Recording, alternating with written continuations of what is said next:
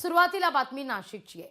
नाशिक जिल्ह्यातून धक्कादायक बातमी समोर आलेली आहे, कारण कृषी मंत्र्यांच्या जिल्ह्यात युरियाचा कोट्यवधींचा घोटाळा झालेला आहे। शेतीसाठीचा 90 टन युरिया गोदरेज ॲग्रोवेट खासगी कंपनीच्या घशात गेलाय।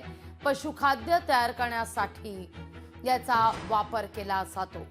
गाझियाबाद आणि कोलकाता परिसरातून लाखोंचा कृषी अनुदानित युरिया आलेला होता।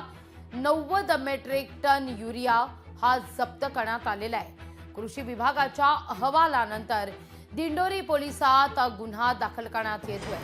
कंपनी संचालक, युरिया पुरवठादार कंपन्या, वाहतूकदार अशा सगळ्याच 9 जणांवर गुन्हे दाखल करण्यात आलेले आहेत। कृषी मंत्र्यांच्या नाशकातच युरियाचा मोठा घोटाळा हा समोर येतोय।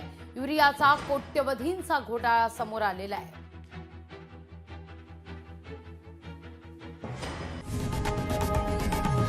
लोकशाही मराठी ऐका, पहा, जागरूक रहा।